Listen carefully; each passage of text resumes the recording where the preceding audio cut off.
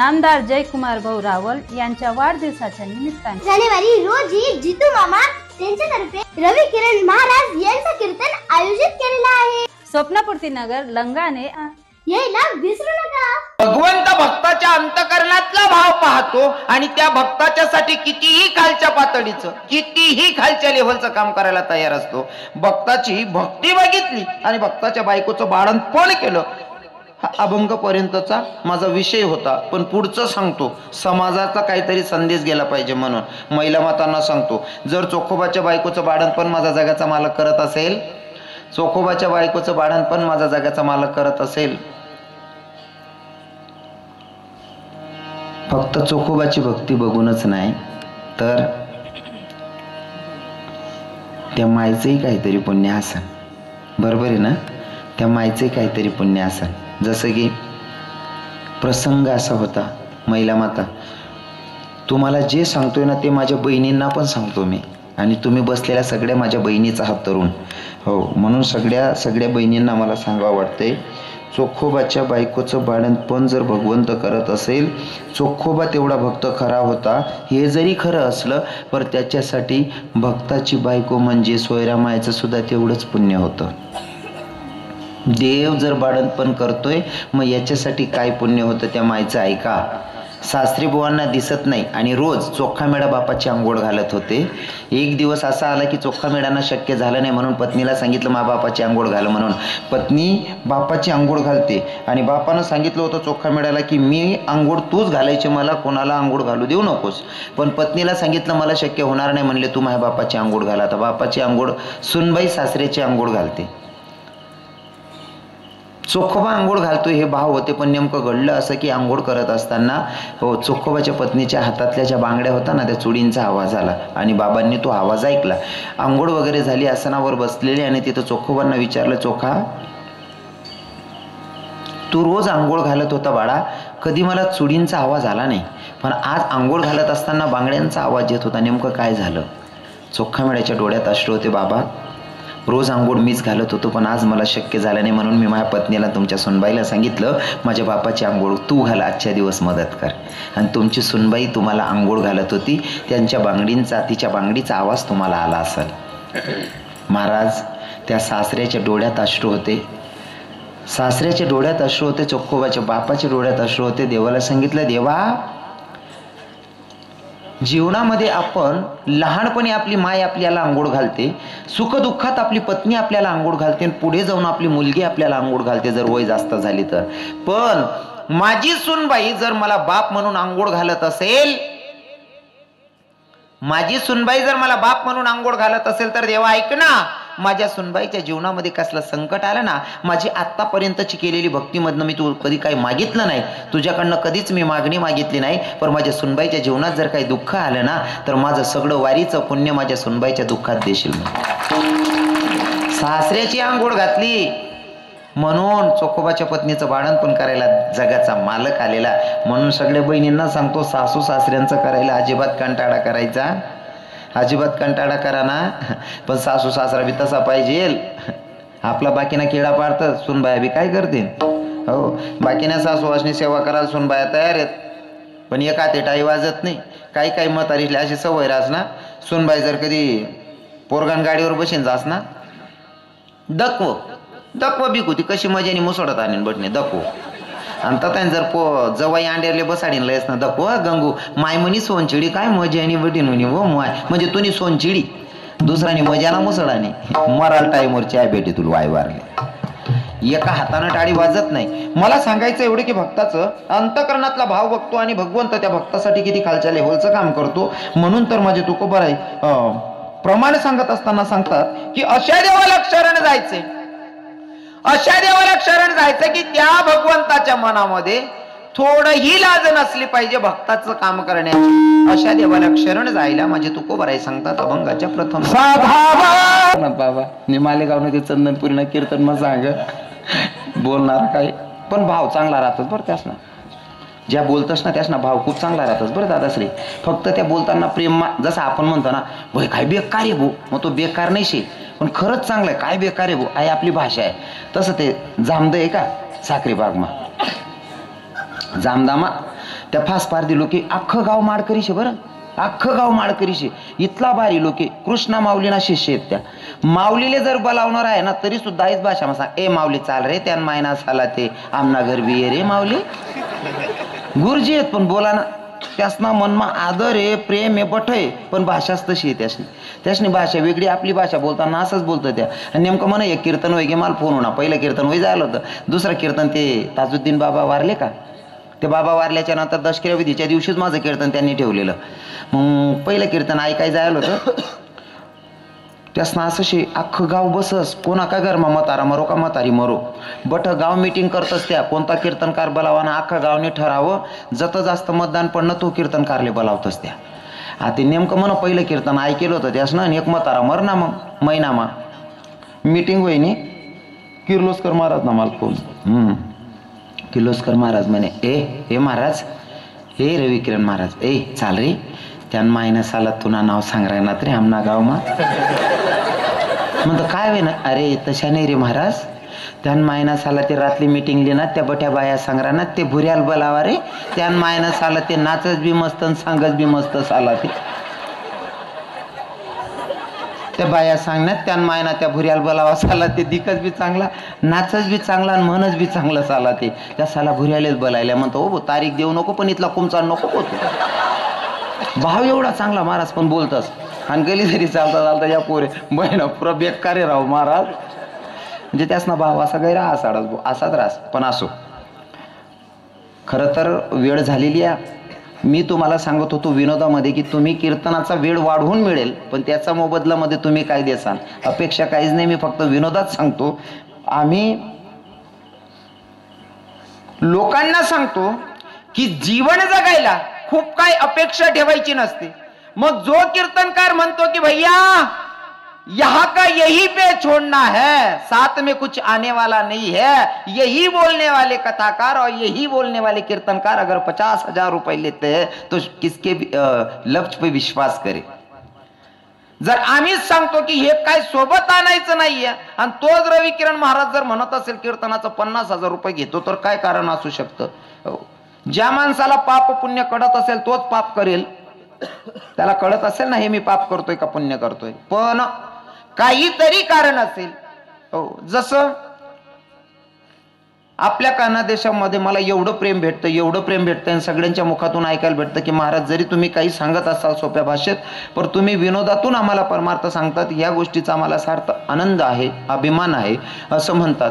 मग माझ्याबद्दल काही लोकांचे भाव असे आहेत की कीर्तनकार ज्ञान सांगतात, ते ज्ञानी असतात, ज्ञान सांगतात, तुम्ही सोपं सोपं सांगतात तरी आमले पटीजास, म्हणजे तुम्ही काहीतरी वेगळं करतास कीर्तनकारसपेक्षा असं त्यासनं म्हणणं आहे. मग माले काहीतरी वेगळं असं करणं का जे काना देशमा नाही व्हावं ते आठे करणं शे म्हणशीन.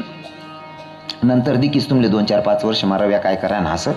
पण हाई जे सांगायला होतं माले काय ना बाकीना लोक बोलायला आहे गे करतात ना, बोय ना लेवाला आहे गे करत नाही तो हो, पण त्यांना मागे ना कारणे वेगळा शेतस. आता तुम्हाला सांगतो ही मंडळी आलेली आमचे महाराज लोक आलेले आहेत. 2 मिनिटं मानसिकता चांगली ठेवा, ऐकायची. भाव जर चांगले असले का नजर चांगली ठेवायची. काही गोष्ट ऐकत असताना बघत असताना दृष्टी चांगली ठेवायची. जर नजर चांगली असेल, दृष्टी चांगली असेल तर सृष्टी चांगली दिसते. तुमची नजर चांगली असली का किचडमध्ये कमळ दिसतं. नजरेत जर दोष असला की चंद्रात पण दाग दिसतो. बघायचं आपल्याला. मी जे सांगणार आहे यात माझंही काही स्वार्थ नाही ना तो कोणत्या महाराज मंडळींचा स्वार्थ आहे. पण कसं आहे ना, जो कोणी धर्माच्या कामी येत असेल त्या लोकांना सपोर्ट करणं आपलं काम आहे. जर जितू मामा जर गावासाठी चांगलं काम करत असतील तर जितू मामांना सपोर्ट हा केलाच पाहिजे. बरोबर आहे नाही. जो माझ्या धर्मासाठी करतोय त्याच्यासाठी आम्ही आहोत. बरोबर आहे ना. जो म्हणा गावनं काय रे भाऊ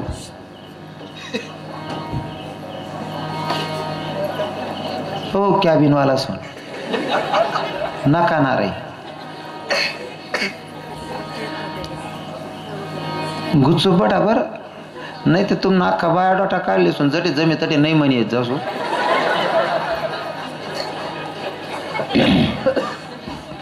जर कोणता व्यक्ती धर्माचं काम चांगल्या पद्धतीने करत असेल तर त्या व्यक्तीला आपण सपोर्ट केला पाहिजे. जर जितू मामा आपल्यासाठी चांगला आहे, जसं तुम्ही, मला राजकारण अजिबात राजकारणातला रही कळत नाही बाबा, सचिन बाबा, म्हणजे शपथ घेऊन सांगतो राजकारणातला र कळत नाही, पण डोळ्याच्या पुढे एकच आहे, जो माझ्या धर्माचा असेल त्याच्यासाठी मी काहीतरी करायला पाहिजे.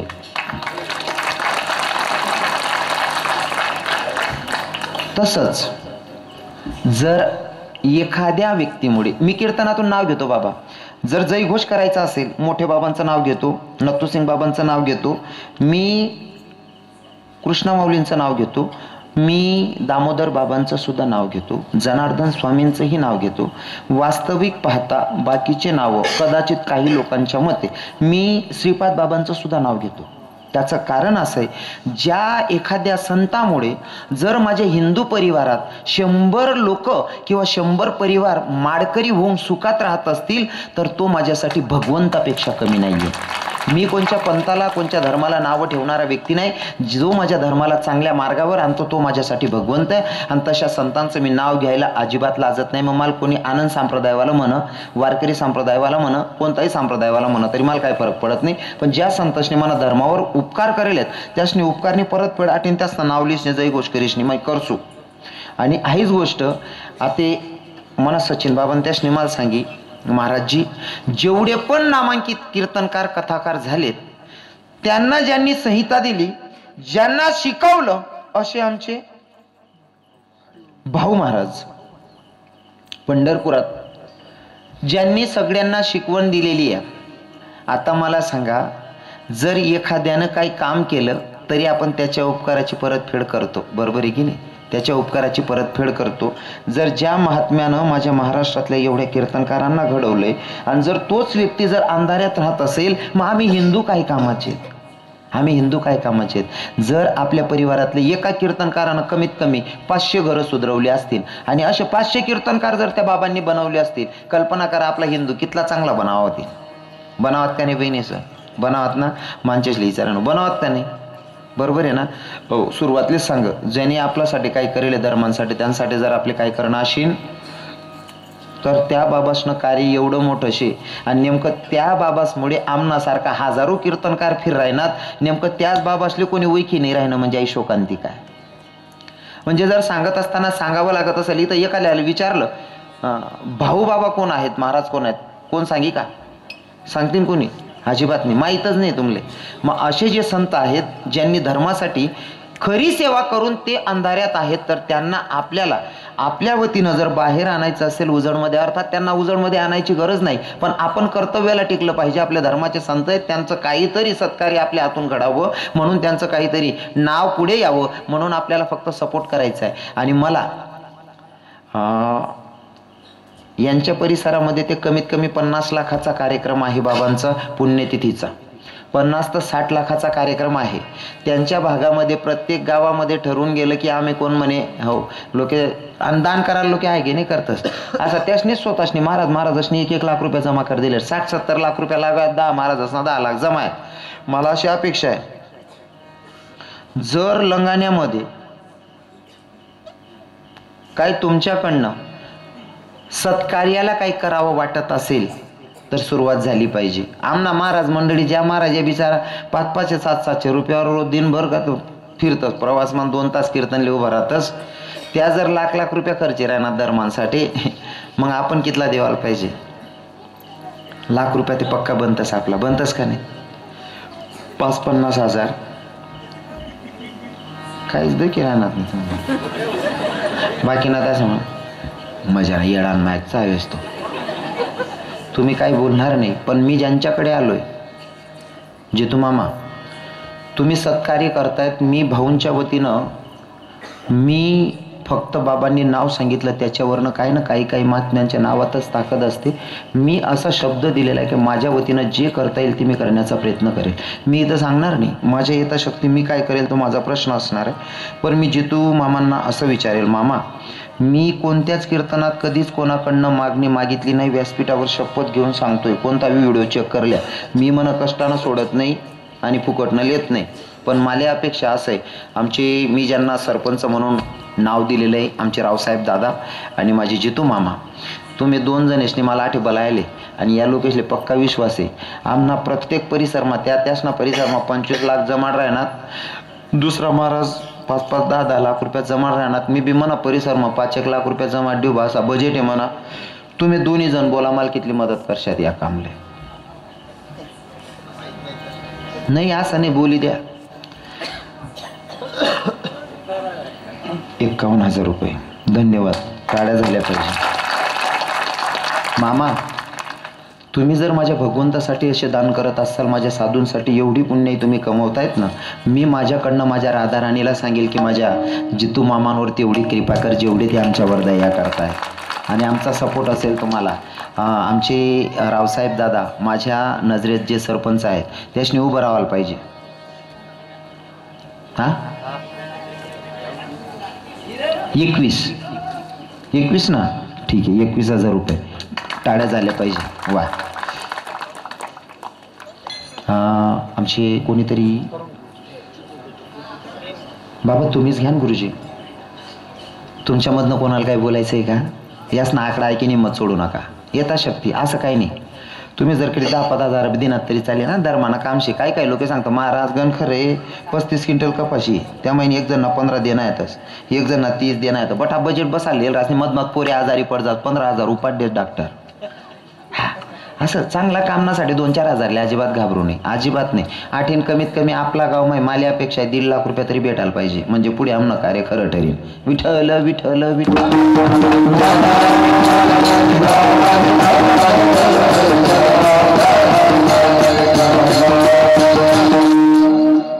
ज्यांना काही द्यायचं असेल मी तुमच्या गावाचाच आहे हे माझं माहेर आहे म्हणून मी तुम्हाला हक्काने सांगितलं आजची सुरुवात आहे मन बोनीत चांगली होऊ द्याच्यात म्हणजे पुढे चांगला धंदा होईल मना गुरुजीसना कार्यक्रम जोरात व्हायला पाहिजे तुम्हाला सर्वांना पायपडी विनंती आणि यथाशक्ती बरं का काही बाया असा विचार काय करतं महाराज गण श्रीमंत आहे त्याने देवाने दानत नाही शे आम्ही गरीब आहेत आम्ही देऊ शकतेच नाही थोडाफार दिसतो तुम्ही काय म्हणशात इथलचा दिनात 500 जर दिनात तुम्हाला यथाशक्ती तुम्ही 100 दिनात तरी चालेल जनतेने ऐपत प्रमाणे ज्याला जे देणं होईल अजून आम्ही थांबसो 15-20 मिनिटं अर्धा तास थांबणारे यथाशक्ती ज्यांना काही द्यायचं असेल त्यांनी देऊन द्यायचं आमच्या महाराजांकडे पावते आहेत सगळ्यांना विनंती असेल माझं लंगाणं गाव पूर्ण महाराष्ट्रामध्ये गाजलं पाहिजे अशी माझी इच्छा आहे माझ्या वतीनं हां मी मन दोंडायचा मग काय गोमास होते नंतर ना विशेष पहिले लंगाणं नाव यायला पाहिजे रव्या सांगे घेता 1.5 लाख बनाई दिसू असं सांगेल ते मला शब्द बी खरा ठरायला पाहिजे असो सगळ्यांना सांगितलं होतं अंतकरणापासून नामचिंतन करा असं सांगितलं होतं